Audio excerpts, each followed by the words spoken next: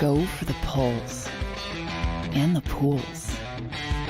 Go for the oohs and the ahs. Go for the bubbles and the bubbly.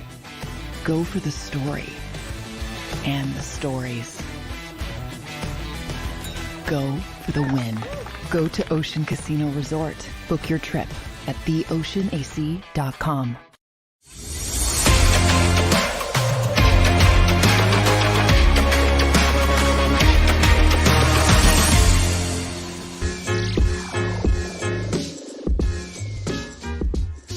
What's up, everybody, and welcome in to the Philly Sports Power Hour with Bill Colarulo on this first day in February. Crazy it is February already, but we're there. Almost a year removed from Super Bowl 57, which still hurts. We talked about it yesterday a little bit, but big show scheduled for today. It's Thursday, so you know what that means. My man Mark Farzetta will be joining the show later on. But I want to talk about A.J. Brown again. We touched on it yesterday, but for some reason that is still in the news, although it doesn't make any sense. But we'll talk about A.J. Brown.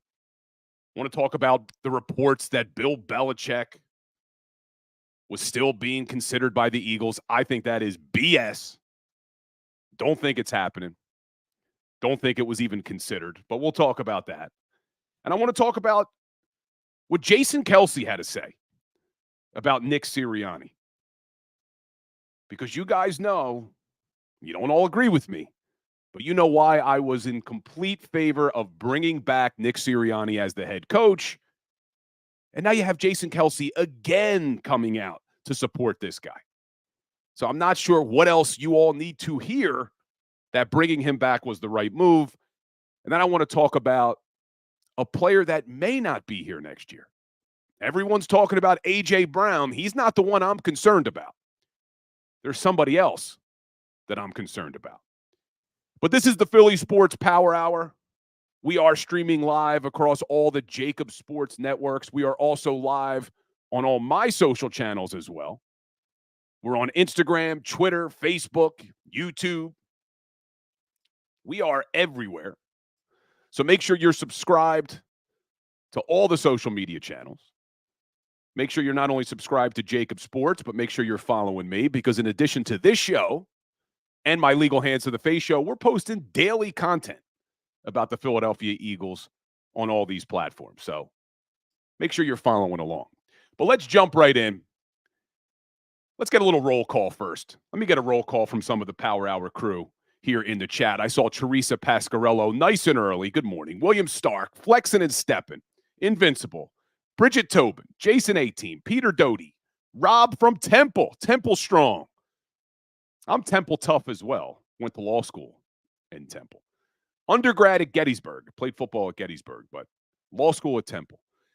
Jimmy Wen in the house. Twiz, Bobby Murphy, Peter Doty, Bill for Prez. God, no. Want nothing to do with politics, my man. Stan Bruce, Wine Niners Wine. And I see a lot of people checking in on TikTok as well. Ice Cream. Oh, boy. Brady Opel trolling, saying, go Pens, because I'm rocking the Flyers shirt today. I don't know if we're still on Instagram. Having a hard time seeing on Instagram. But if we're on Instagram, too, good to see everybody. But let's jump in. So, A.J. Brown. I said it yesterday that it would be absolutely crazy, absolutely insane to consider trading your best offensive player. And I'm going to get into other reasons why it's insane, but let's just look at on the field why you wouldn't do that. And we talked a little bit about it yesterday, and I had people in the chat saying, oh, well, you're going to have to pay Devontae Smith, and we don't want him. He's a diva, and all these things. Well, first of all, there's been some misinformation out there that A.J. Brown was upset because he wasn't getting the ball enough towards the end of the season. So I went back and looked. I wanted to look at the stats to see, is there any truth in that? Was there any truth that A.J. Brown wasn't getting the ball enough at the end of the season? And that's not even accurate. First of all, you look at 2023, A.J. Brown. Now, this is him barely playing Week 18 against the Giants because he went down with his knee injury. He was targeted 158 times in 2023, the most in his entire career. He was targeted more in 2023 than he's ever been targeted in his entire career. So I don't understand why people, he was unhappy. He was unhappy. And then you look at how many catches he had, most in his career, 108. But then I have people saying, it was the end of the season. It was what happened at the end of the season. Well, the first 8 games of the year, he was targeted on average 10 targets a game. The last 8 games, not including Week 18 when he got hurt, he was targeted 9 times a game. So was the diva that you guys want to call him unhappy because of one target? I don't think so, guys. I think that's overblown that this guy was unhappy with his targets. But even if any of that was true, which I don't think it was, even if any of that was true, let's look at the contract. Because all of you geniuses who think they know the salary cap, and I'm sorry, I shouldn't say that. I don't like to be negative and attack people. That's not my nature. You guys know that. It just bothers me when people act as if they know what they're talking about. You got to cut them to save money. You got to trade them to save money. You don't save any money. So let's just look. His cap hit in 2024 is $12.4 million if he's back on the Philadelphia Eagles. 12.4. If they were to do anything pre-June 1st, that cap hit would skyrocket to a dead cap number of $41 million. So nothing would happen with a pre-June 1st designation. We know that. So what if they did a post-June 1st trade designation? His cap hit goes from 12.4 to 10.5. You save $1.8 million. 1.875 to be exact. So everyone's saying, you gotta get rid of him. You gotta save money. We really think that 1.875 against the salary cap is worth moving on from your best offensive player? We really think 1.875 in savings, because that's what I keep hearing. We got to save the money. He's going to cost us too much money. It makes zero freaking sense. Absolute 0 cents.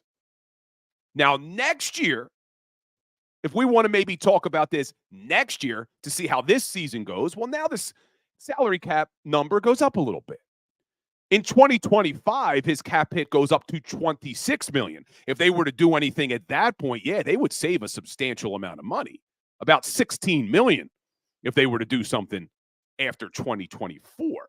But you don't do it this year. Maybe we're having this conversation next summer. I would hope that they'd figure out a way to extend him and push that number out, which Sirianni usually does. Excuse me, Roseman, not Sirianni.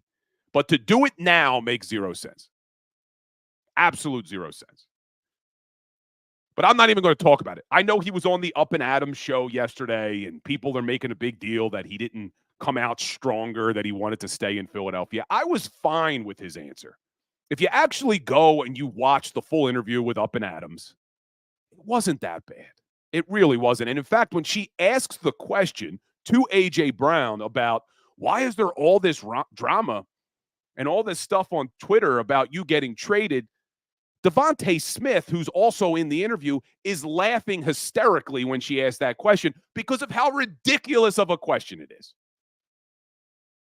That us in Philadelphia would even be talking about getting rid of our best offensive player. I don't know. That just blows my mind, man, that this is even a talking point right now.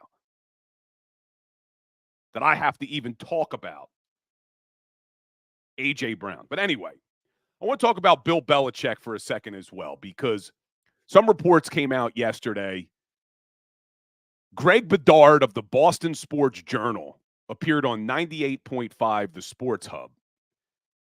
And now this is how Whisper Down the Lane goes. Everyone's saying, he said the Eagles were interested in Bill Belichick if Sirianni didn't agree to the coaching changes. Well, that's If you actually read the quote, I'm going to read it to you.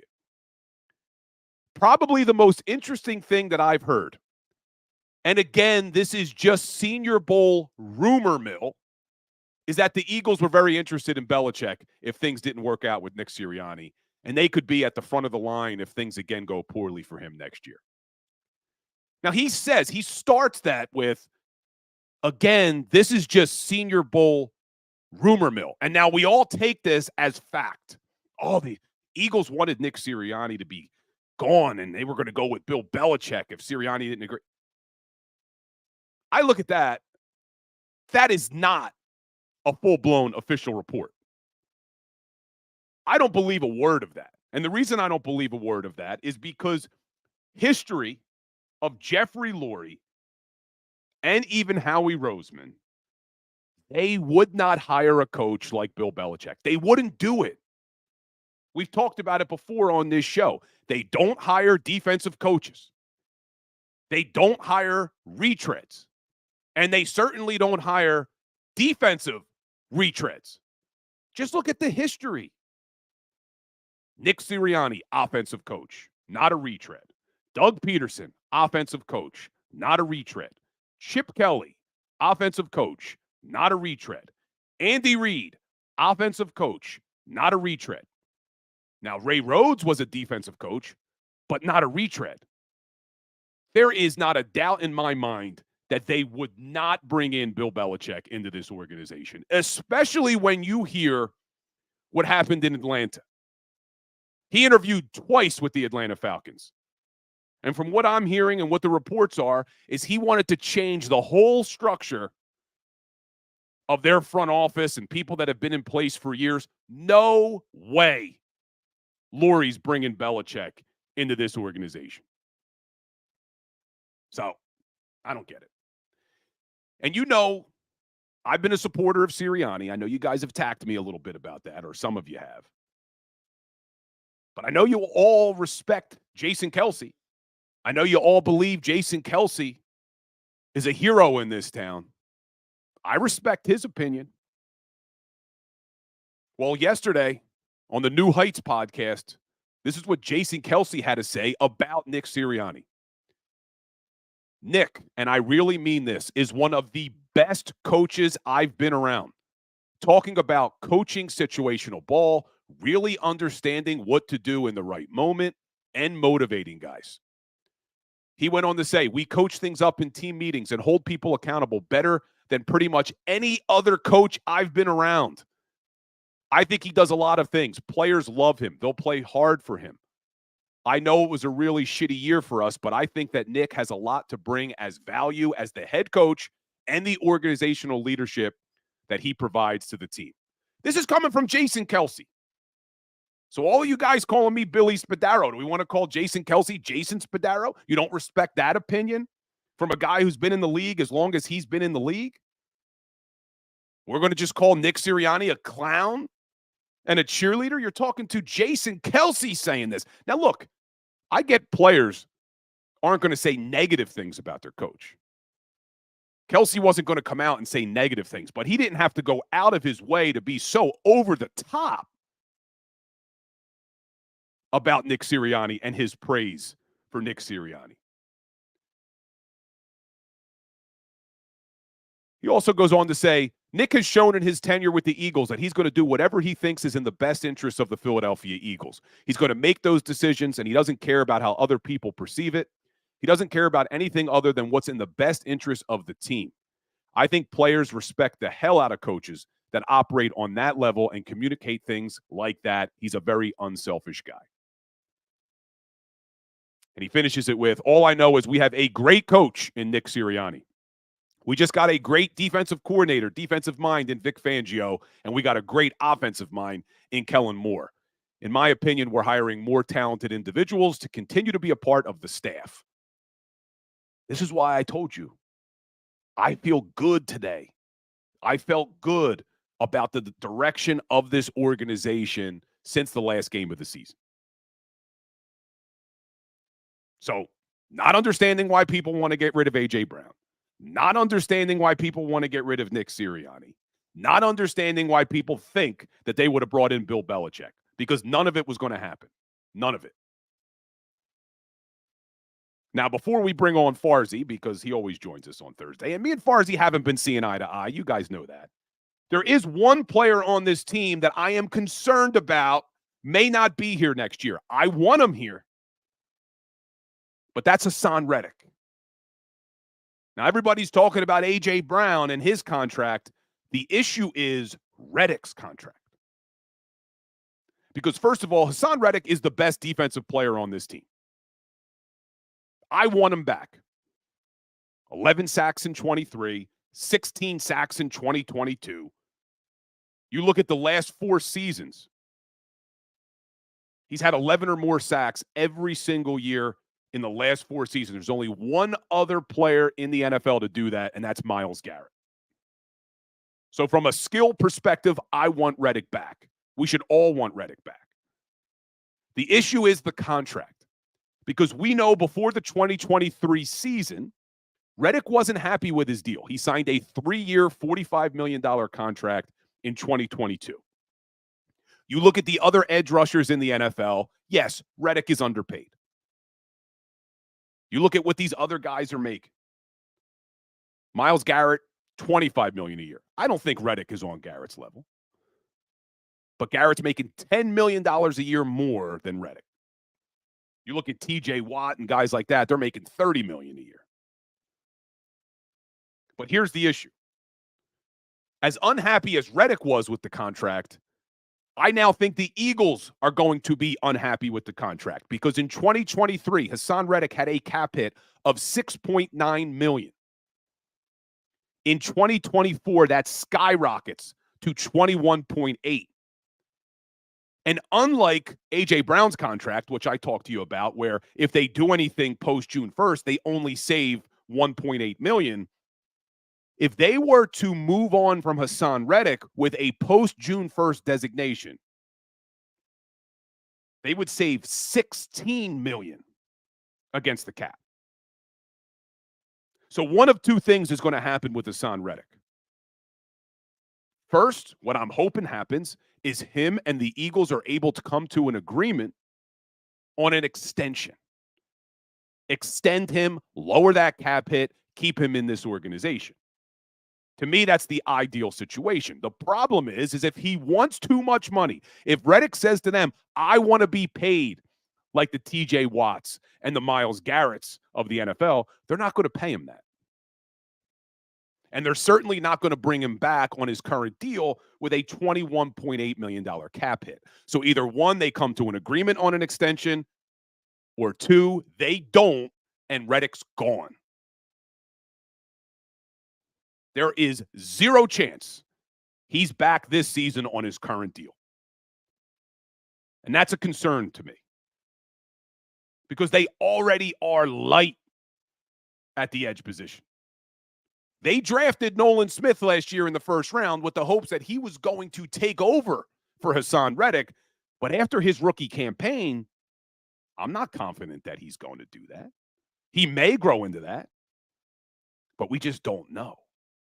So keep your eye on that one. I think we shouldn't be talking about A.J. Brown and creating drama that doesn't exist, but what we should be concerned about is Hassan Reddick. We're going to take a quick break, guys. I appreciate all of you here. I see you guys in the chat, some agreeing, some not. I love it.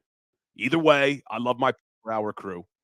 But hit that like button, hit that share button. When we come back, we're going to be joined by my man, Mark Farzetta. So don't go anywhere. We'll be right back. Go to get your game on. Go for the beers. Go for the cheers. Go for the hit and the hits. Go for the stakes and the stakes. Go to get your parlay on. Go to get your party on. Go for the scene. Go for the screens. Go for the gallery. Go for the win. Go to Ocean. Visit theoceanac.com to plan your visit. At Pond Lehocky, we've recovered billions of dollars for our clients, and we're confident we can do the same for you. With over 250 years of combined courtroom experience, we've helped over 100,000 injured clients obtain some of the largest settlements in Pennsylvania. One conversation is all it takes to help you and your family get back on track. If you've been injured in an accident, give Pond Lehocky a call. They're carving them up and good play calling along the way. First and goal at the 6.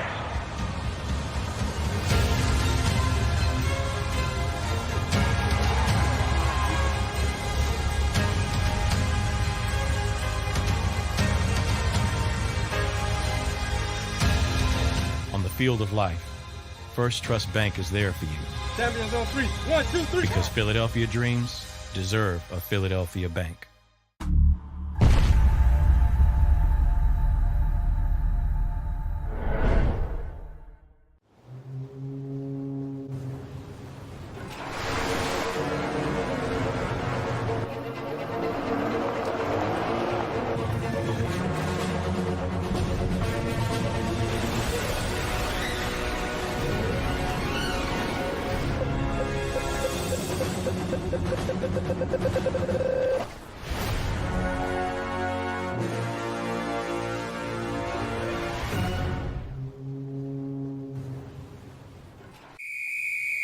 Underdog Fantasy has a way for you to play alongside your favorite football team all season long with their Fantasy Pick'em game.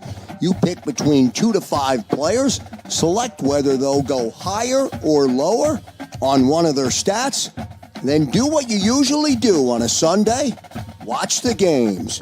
You can win up to 20 times your money in a single game by going 5 for 5. It's a fantasy game, and the Sports Betting Show wants you to get involved. Go to UnderdogFantasy.com. When you sign up, use the promo code WIN, and Underdog will double your first deposit up to $100. That's UnderdogFantasy.com. Use the promo code WIN. Do you stream on a Roku, Fire Stick, Google TV, or Apple TV? Now you can watch 6ABC 24/7 with the 6ABC Philadelphia streaming app. And the big story on Action News? Search 6ABC Philadelphia and start streaming today. EAGLES, Eagles.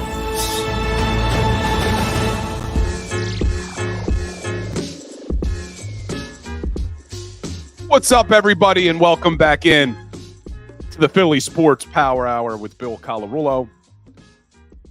We're now getting to one of my favorite parts of the week, our Thursdays with Farzy. What's going on, Mark Farzetta? How you feeling today, brother? Fantastic, my friend. How you doing? I'm doing well. I think people in this city are losing their damn minds, but other than that, I'm doing well. I'm pretty shocked, Farzy. I'm just shocked at all the talk yesterday and even spilling into today about people who think getting rid of A.J. Brown makes sense. Please tell me this is something we can agree on, that trading A.J. Brown would be absolute insanity. It'd be stupid. Okay. It wouldn't even be. Farzy, agree on something. Here's what I hate, Bill. And when I hate's a strong word, and I mean every letter of it when I say hate. I hate what a lot of media has become, and I liken it to this. And I remember when you and I were growing up, the Jerry Springer show was must-watch television. You couldn't miss it. And then I heard this. It was a phenomenon. And there was this breakdown by a psychologist I caught one time about how we as a society are always drawn to the car accident. Whenever we're driving down the street or driving down the road, the highway especially, there's the rubberneckers that are like, oh, what's that? And the traffic gets backed up on the other side because everyone is drawn to that accident. There's no real appeal, substance, or value from it. People are just, oh, I got to see this because it's the circus, in other words. And that's what the Jerry Springer show was. The way we go about our lives now, unfortunately, has become more like the Jerry Springer show than ever. Because the currency used to be knowledge, informed opinions, and validity. Now, the only thing that matters is being that car accident. The only thing that matters is getting that attention. Doesn't matter if you agree. Doesn't matter if you love it. Doesn't matter if you hate it. As long as you draw the attention, as long as you give it the click, that's the only thing that matters. So now the currency in today's world is no longer those three things that matter that I mentioned. The only currency that really matters is attention. And if saying A.J. Brown should be traded, or the Eagles should trade A.J. Brown, or A.J. Brown is going to be traded, or A.J. Brown doesn't want to be here, or A.J. Brown is a diva somehow, then that gets attention. And that's the currency we live in a click-driven society now where those eyeballs can be measured and those ears can be measured better than ever. The only thing that matters is that you got attention. Not if it's informed, not if it's good, not if it's accurate. It's, attention? Great. And as a society, we don't just scroll past it. We click, we tap, we look right at it, and we give it that attention, which is giving it the only currency that matters. Yeah, it's the hot take era. You just got to say something crazy, get all the attention. But here's why it doesn't make sense. You just look at it on the field. Yes, he's the best player. But let's just assume we want to do this to save money. Because I see a lot of people in the chat and a lot of people on Twitter saying, they need to pay Smitty, so we got to get rid of A.J. Brown. You don't save any money this season by moving on from A.J. Brown. Now, if we had this conversation in 2024 when the season's over, then you're talking about saving a lot of money on the cap. But right now, if they do anything with a pre-June 1st designation, his cap hit goes from 12.4 up to 41 million. So nothing's happening before June 1st. Yeah. If you did it with a post-June 1st, you save $1.8 million. So we really think that getting rid of our best offensive player for $1.8 million makes sense. And then to take it a step further, Farzy, this is where the insanity really comes in, is I have people saying, well, get the draft picks and let Howie Roseman draft a wide receiver, because that has worked out so well over the years. Other than Devontae Smith, you look back at all of the draft picks that Howie Roseman has made at wide receiver, and that's our plan? Farzy, help me make it sense, man. Help me. I can't. Sense. I can't. And that's just the thing. There's no accuracy. There's no semblance of reality when it comes to even making this statement. Now, I would trade A.J. Brown. Oh, okay. So let's just jump into it for a second there. Does it make sense because it makes you a better football team? Oh, no, quite the opposite. All right, great. So that's out. Does it save you money? Oh, no, God, not even a little bit. Did you just bring in an offensive coordinator that is, a little pass happy and likes to throw the ball down the field? Yes, absolutely. So you want to get better? You want to get rid of your best wide receiver? No, it doesn't make any sense there either. So again, where's the validity? Where's the accuracy? From any rational thinking football fan who is just taking a gander at any salary cap website knows this doesn't make any sense whatsoever. So if you just say, he's got a bad attitude. Let me tell you, one of the most truthful things A.J. Brown said during his the media session that he had all pent up for 2 weeks was, if I say anything negative, I'm a diva. I get labeled the bad guy. And that is so accurate. That is dead on balls accurate, my friend. If he says anything that is even the slightest critique, he gets thrown under the bus as a diva and a poison and a locker room cancer and all that stuff. Where I really believe that A.J. Brown is a great teammate. And people that want to look at the stuff that he said during the sideline spats and all that, the more we get removed from it, I thought at the time, that's about targets. He wants to get the ball. The next play went to him and all that. I don't think that was just about A.J. Brown. I think that was about the receivers.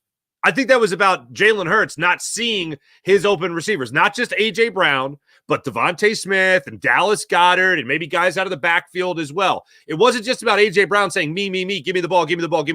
Look at us. We're open. You're not going through your progressions fast enough. You need to see that we're open. We're there for you. We got this, I think it was more about the team of receivers and not just him as an individual. And when you talk about him as a possible cancer or a bad locker room guy, whatever the case may be, I think that is a wildly unjust claim. But the minute you throw that negative or you put him in that negative light, the more people are drawn to that and just want to cling to that idea of, another diva wide receiver. Here we go. When I think it's quite the opposite when it comes to A.J. Brown. And here's what diva wide receivers don't do. They don't say it's my fault. And A.J. Brown flat out took full responsibility for the collapse of this team as a player. Took full responsibility for this team. Not coaches, not scheme, not the front office. We didn't perform as players. That's not what a diva says. That's the exact opposite. That's the exact guy that I want in my locker room that will take that type of responsibility. So I think his name is being dragged through the mud unjustly, unfairly, and with absolutely no thought as to what's the best for this team. Did you have an opportunity to read the Joe Santoliquito article on Bleeding Green Nation? Did you read that article? Oh, yeah, and I interviewed Joe as well, yes. I thought you did. We had Joe on Sports Take when I was covering for Tone. Okay. And in that article, one of the things when he's talking about how Jalen Hurts needs to be a more vocal leader, he says a lot of times Jalen defers to A.J. Brown when it comes to leadership, that A.J. Brown's the guy who's the vocal leader in the locker room. So I agree with you 100%. We all have this perception of A.J. as being a diva. I don't think that's how he's perceived in the Eagles locker room. Yeah. Yeah, it's weird. If you think about wide receivers that have been leaders or guys that have been very commanding of respect, there's not many. I mean, Larry Fitzgerald was one of them, but he was quiet. He was very quiet. He didn't say anything. He was very much to himself. So when a wide receiver goes out there and starts to be vocal or voices frustration, it gets looked at as me first more than anything. And I don't know if that's just because of the wide receiver mantra and the aura that surrounds wide receivers in the NFL, but there are very few wide receivers out there that are looked at as leaders because most of them, if they open their mouth, they are that diva. They are that guy. Oh, he's got something, some constructive criticism. No, screw that. He's a cancer. All that stuff. It's very odd if you really think about it. And I thought about this with A.J. Brown after I read the article. There are very few wide receivers in the NFL that will come to the forefront as a team leader. Because if anyone is revving a guy up, usually that's a quarterback. That might be an offensive lineman. Maybe it's a running back. But wide receivers are always just so easy to put in that box of, God forbid, drama queen diva that they kind of shy away from it at times. So I did think it was interesting that Jalen Hurts, maybe a guy that isn't the rah-rah guy, maybe he is the guy that just will send a text message to Quez Watkins and say, hey, be ready. Spotlight's going to be on you, whatever. Man, I've been ready, whatever. Maybe that's more of his thing, and he'll defer to guys that are more naturally outspoken as leaders, and that's what a guy like A.J. Brown is. Well, we got Big Sills in the house. Good to see Sills in the house, but he's calling A.J. Brown A.J. Owens, which is never a good sign. You say what you want, Sills, about that Terrell Owens, okay? T.O. came back from his foot, I believe, was broken off. His leg was broken off below the kneecap, and he made it back to play in the Super Bowl. That man's a warrior. And this is a perfect example. This is a perfect example because T.O. even said, if you remember, leading up to that Super Bowl, if anybody else would have done this, if it was Brett Favre, he'd be a warrior. He's a warrior, but I do it, and I'm a me-first guy. It's all about me. No, he wants to go out there and win a Super Bowl, and he was the best player on the field in that Super Bowl, if you remember. So, yeah, I'd happily take back T.O. right now. Well, and here's what's interesting, and then I want to move on from A.J. Brown because there's a lot of other things I want to talk to you about. Keep bringing that heat, Sills. One of the things that's getting tossed around social media is that A.J. Brown was unhappy with the amount of targets he started to get towards the end of the season. So I actually went and looked at all the numbers because is that true? Did his targets drop? They dropped by an average of 1 target a game. So when we're talking about this, first 8 games of the year, A.J. Brown was targeted 10 times a game. The last 8 games of the year, not including week 18 when he got hurt, he was targeted 9 times a game. So are we really saying that he was upset because of 1 less target? And to take it one step further, he had 158 targets this past season, the most he's ever had in his career. 108 catches, the most he's ever had in his career, and that's barely playing in week 18. So I'm not buying it, and I just don't think that the savings you get this year, $1.8 million, make sense to me. But let's move on. Let's move on. Yeah. I want to talk about something else. Now, you and I see eye to eye on A.J. Brown. We have not seen eye to eye on Nick Sirianni. And I just want to know if you respect Jason Kelce's opinions, not about Nick Sirianni, just in general. Over the years that Jason Kelce has been in this town, do you respect what he has to say? No, I don't think anybody respects Jason. Who the hell respects Jason Kelce? No, I'm kidding. Of course I respect what he has to say. But I got questions, man. I got questions because I know where you're going with this. I got a lot of questions. I'm lawyering you right now. I'm setting you up on the witness stand. Are you leading the witness? Objection, leading the witness. I respect everything, which is why when I heard what he had to say yesterday, and I'll let you set the table, but when I heard it, I went, I love what I'm hearing. I didn't like the result. And it's results-based business, baby. So yeah, go ahead. What do you got on Jason Kelce? So before you joined the show, I read a bunch of the quotes from Jason Kelce on the New Heights podcast, basically endorsing Nick Sirianni. And again, exactly. And not just lip service, because look, no player is going to say anything negative about his coach. But I mean, he went really far to talk about how he's one of the best coaches I've been around, talking about situational awareness, talking about motivating his guys. I mean, he really went far in support of Nick Sirianni. Does that change your opinion at all about the Eagles' decisions to keep Nick Sirianni? Oh, God, no.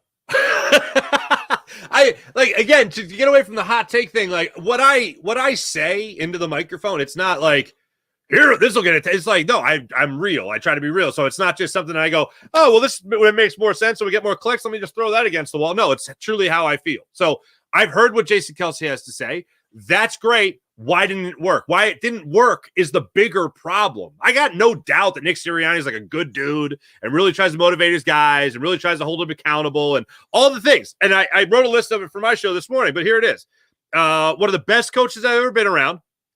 Game situations, situational football, one of the best to coach in that category. Holds players accountable better than anyone he's been around. Players accountable in team meetings. And motivating his players better than anyone I've ever been around. Where the hell did it go?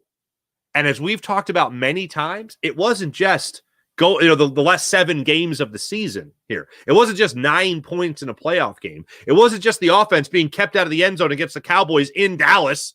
It's not just that. It's the whole year. Like, let's call in our famous Jason Kelce. It's the whole year. You know what I'm saying? It's not just the end of the year. It's the whole year. So if you're looking at it like that, you're talking about a team that very easily, without grasping at straws, could have been a 6-11 team, could have been a 7-10 team, very easily with a couple of bounces going the wrong way in a multitude of games, not just like 1 or 2 games that they squeaked by, right? A multitude of games this season. They had played, and it was your words, actually, if I remember correctly, and if I misquote you, I apologize, please correct me. They tried to show us who they were all year and who they were as the team that we saw at the end of the season. So with that, motivating, game plan, situational football. I mean, no better example than the A.J. Brown touchdown against the Commanders that you and I have spoken at length about. No better example than 8:15 remaining in the Seattle Seahawks game, first down. You're up 4 points, and you bomb the ball down the field to Quez Waga. That ain't situational football. So if this is your message, and you're so good at accountability, you're so good at motivating, you're so good at situational football, why the hell am I seeing the same mistakes throughout the entire year? If anything, I love that Jason Kelce said it. And in that world of, well, what's he going to say? Well, he's not going to say all that if he truly believes it, which he does. But why didn't it work? Why didn't it have an effect? Why didn't the team play better? Why couldn't the team find anything close to an answer? So that's great that he's great at motivating and accountability and all that stuff and all the things that have been highlighted. But why didn't it take? Was it just because of his coordinators? Was it because of the switch that happened? According to Nick Sirianni, he made the switch from Sean Desai to Matt Patricia. If all that's great, why did we see no proof in the pudding with this football team down the stretch? That's my question. It's great that he said it, but I just have questions. Why didn't it take? So this is why I'm getting attacked a little bit from my Power Hour crew here calling me Bill Spadaro, because I truly believe, now this may be considered me making an excuse for Nick Sirianni, but when you look at the history of the NFL, what we were asking Nick Sirianni to do this year had never been done in NFL history. There is no team that has ever gone to a Super Bowl, lost both their offensive coordinator and their defensive coordinator, and got any farther than the divisional round. And all offseason, we were concerned about the Super Bowl hangover. And I feel now everybody wants to just, that's an excuse. Well, we were all worried about it. We were all saying, hey, look, only 6 coaches have ever survived losing a Super Bowl and getting their team back. And we talk about legendary coaches. None of those 6 coaches ever had to do it after losing an offensive coordinator and a defensive coordinator. So when you put all of those factors into place, I think a lot of what we saw this season, accompanied with a really bad defensive personnel, really bad defensive roster, and you combine all of those things, how we as a fan base could sit here now and say, fire Nick Sirianni. He's a clown. He's a cheerleader. After what he did in his first 2 seasons and then what he was trying to overcome last year, in my opinion, he deserves another season. I will be the first to admit if he does a bad job this year, he should be gone. But I think he's earned one more season as head coach. That's my feeling. We need to go back on Ancestry.com or 23. I don't know which one would do it, and just see if the Spaderos and the Colarulos were like living across the street from each other in Sicily or something, and sharing cutlets and sharing the macaroni recipes and sharing the arancini and all that stuff. Because I gotta tell you this, man, I've been hearing a lot of spuds in this. Hearing a lot of spuds, friend. Well, hold on, let me say this, because I see a lot of people in the chat coming after me. I did a poll on my Instagram, and if you're not already following, make sure you're following me on Instagram. I did a poll, and I said, did the Eagles make the right decision keeping Nick Sirianni? It was overwhelmingly yes. So although a lot of people are vocal saying they should have fired Nick Sirianni, I do firmly believe that a majority of the fan base agrees that Sirianni should come back. Not my Power Hour crew for some reason, not my peeps who are here every day, but a majority of the fan base. But let's move on, because I want to ask you before we got to roll. You mentioned new offensive coordinator. Yeah. You and I spoke Thursday last week. News broke on Saturday night, so we didn't get a chance to talk yet. What do you think about Kellen Moore as the new offensive coordinator? All right. Before he was hired, my opinion was meh. After he was hired, having to focus on a little bit more, unearth some more things about Kellen Moore, I am ready and have said multiple times, this is a good hire. If you're looking for a thumbs up, thumbs down type of approach to this, thumbs up. It's a pass fail as of right now, pass. And I warned people, don't make Brian Johnson and what happened this year the bar. Okay, don't just be like, well, at least he has experience, right? And okay, fine. Like, you want somebody, okay, so you want somebody that has experience. He's got that experience. He's got more than a year or two. He's got 5, which is obviously more experience than Steichen and Brian Johnson had a combined before they assumed the position here with the Philadelphia Eagles. And he's got experience as a play caller as well for 5 years in the NFL. Add on top of that, he's had a number 1 ranked defense. Add on top of that, he made the playoffs with predominantly a backup quarterback in Andy Dalton. Add on top of that, he's worked for 2 different head coaches. Add on top of that, Mike McCarthy deemed him worthy of being the play caller in a Mike McCarthy offense, quote unquote, or Mike McCarthy team. So those are all big feathers in the cap of Kellen Moore when it comes to him being an offensive coordinator. So yes, I will say it is a good hire for the Philadelphia Eagles to bring in Kellen Moore as their quarterback. Oh, and also, let's not forget, he coached Ben DiNucci. Let's not forget that game either. Ben DiNucci. So look at you. So me and you, we're agreeing on a lot of things today. Look at us. Getting rid of A.J. Brown would be insane. I like the Kellen Moore hire. It's a good hire. I think Kellen Moore is going to do a lot of good things for this offense. You hit the nail on the head with a lot of that. We have an experienced play caller now. Oh, boy, Big Sills is coming strong today because now he's saying Jalen is a running back. So good God. We got to do the whole Jalen Hurts thing. I got to get on with Big Sills. I haven't had an opportunity to talk to him, but I watch your show, Big Sills. I love it. Appreciate you, man. Appreciate you being here, too, for the Power Hour. But look, if Big Sills is correct and Jalen is nothing but a running back, it probably won't matter what Kellen Moore does. But I'm excited to see what Kellen Moore is going to bring to this offense, and specifically Jalen Hurts, because although this was a little bit of a down year for Jalen, I think everyone would agree with that, mostly because of turnovers. Interceptions went way up. Lost fumbles went way up. But I just don't think that Jalen Hurts, the guy we saw in 2022, I just don't think that was an aberration. What do you call it? An outlier year. Right, because not only did he do it all year, look at what he did in the Super Bowl. I mean, look at what he did in the biggest game of his life. He put up a stat line we've never seen before in NFL history. I'm still confident that Jalen Hurts is going to be able to get back to the 2022 MVP caliber. I agree. And here's what I really caution people on here, okay? Was there a regression this year in play? Bottom line, yes, there was a regression from Jalen Hurts this year in play. There was a hell of a lot of regression all over the place with the Philadelphia Eagles. And Nick Sirianni having to, I hate to even say it, but overcome an inexperienced defensive coordinator, an inexperienced to the point of never calling plays in the NFL, and Brian Johnson. To overcome that, and your quarterback, I guess, trying to feel almost like there was that, God forbid I invoke the Superman complex where he's the guy that's going to make the play. That's what it looked like to me, that he was going to make that big play and stretch the field and trying to do too much and all that stuff.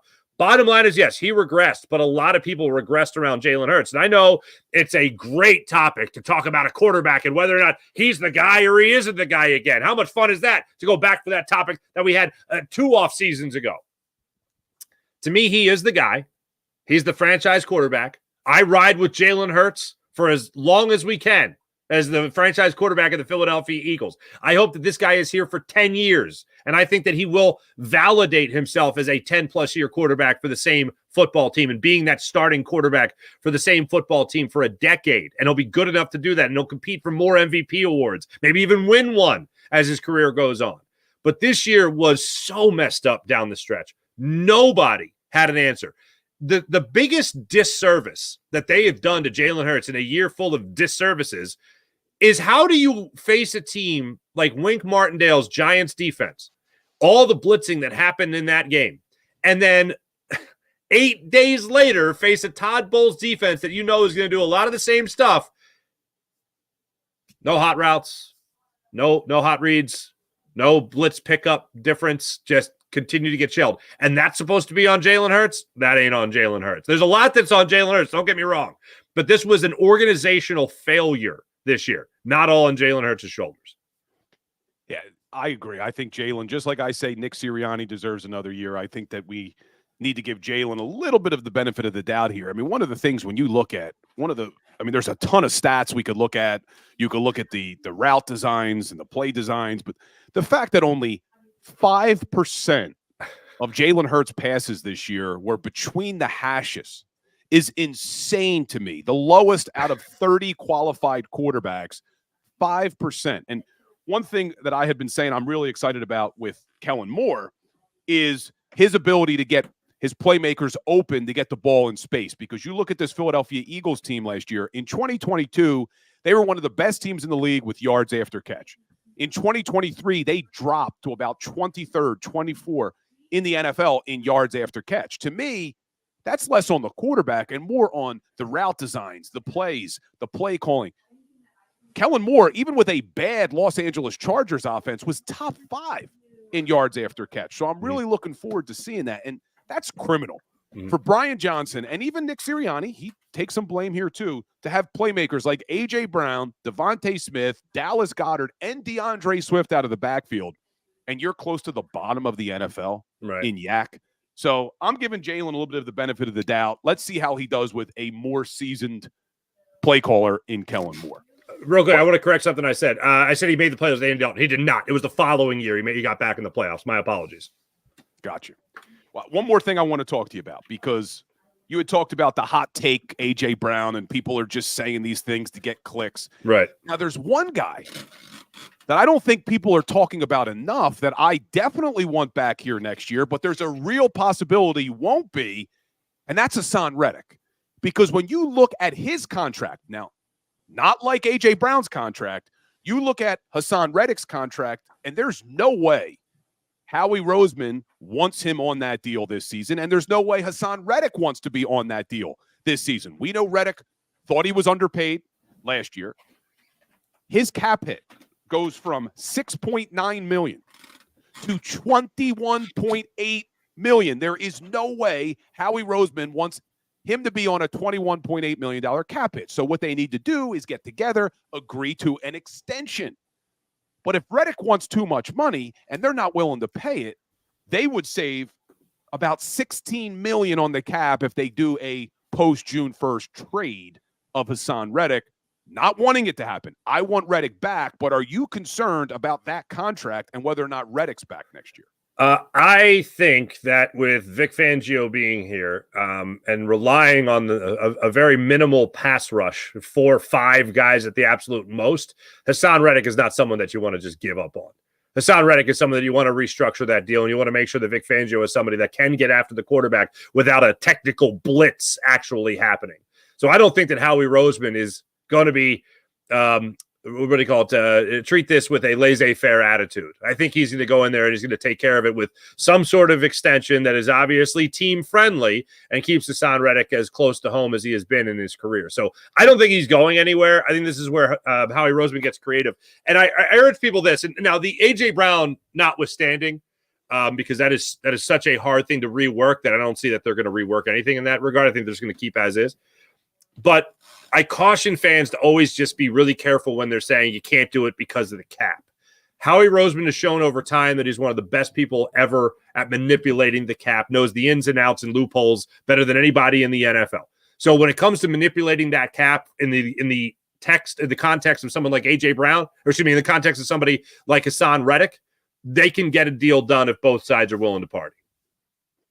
Yeah, I'm hopeful. Very hopeful that they're going to be able to come to an agreement. My concern, though, is if Reddick wants to be paid like the TJ Watts or the Myles Garretts of the world, as much as I love Reddick, sure, he's still a little bit below those guys. He's not Myles sure. Garrett. He's not TJ Watt.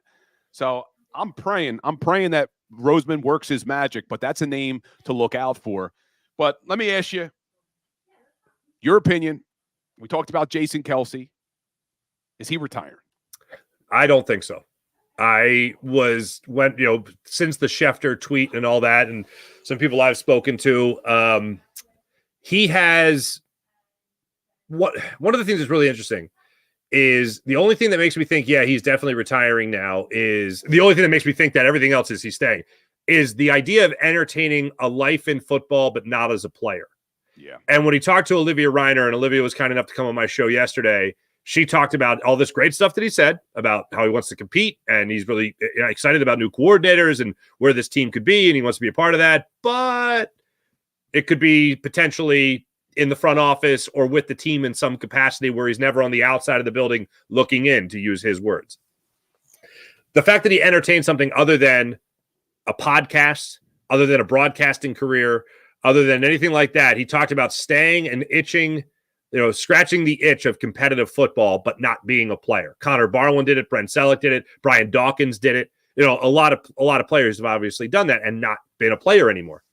But the thing that makes me really think that he is going to stay is that the way he talked in his Nick Sirianni supportive rant, everything was we and future tense. Yeah. That, people are making a big deal about things that he said, and we of course talk about. It's worth talking about. But one of the things that I think went under the radar, it was hiding in plain sight. It was the word "we," and we need to do this, we need to do that, and we can do this, and we can do that.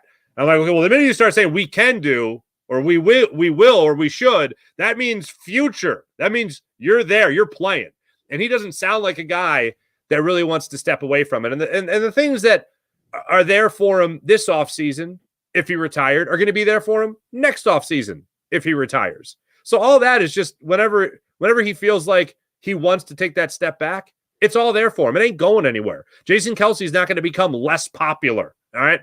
So right now, listening to him talk about the team, listen to him talk about how intrigued he is with the owner or with the coordinators, makes me feel like this guy is coming back. And let's face it, I think we know Jason Kelce pretty well in this city. If he's done, I think he knows he's done. And I think he would know very close to the end of the season that that's it. But the fact that he's still letting it linger out there, I think the longer this drags on, the more likely it is that he comes back. I'm not sure how I feel about it. I mean, I know he's still playing at an all-pro level, but he does require a big chunk of change if he comes back, and there are a lot of needs. I know people may think I'm crazy to say I wouldn't want Kelce back, but I just think you may be able to use that money elsewhere, but, we will see. Why do you hate Jason Kelce, Bill? Why do you hate that's what's going to be now in the chat. Billy Spadaro hates Jason Kelce. I am 80% that he plays again.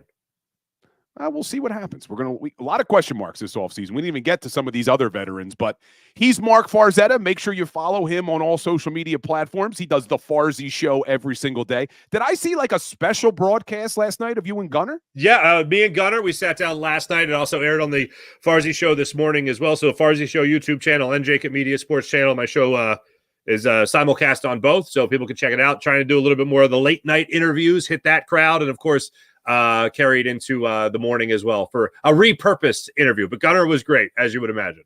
Yeah, he always is. So I'm assuming you're probably 2 espressos deep then. You had a late night interview last night, up at 6 a.m. this morning. Number 2? Yeah, up at 5:59. Come on, 5:59. No, 2 deep. I only hit 2. I only hit 2 so far today.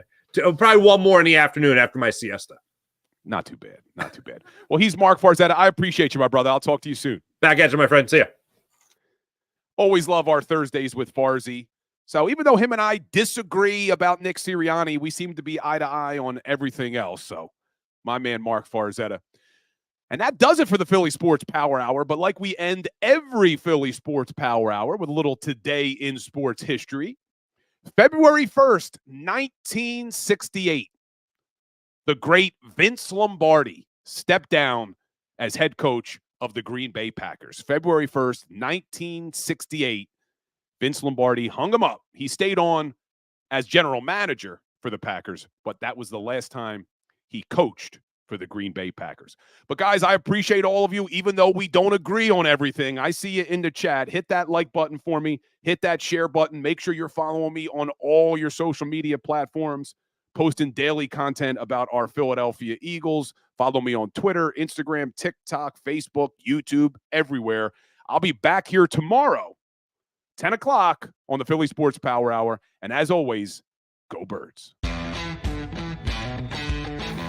Go for the polls and the pools. Go for the oohs and the ahs. Go for the bubbles and the bubbly. Go for the story and the stories. Go for the win. Go to Ocean Casino Resort. Book your trip at theoceanac.com.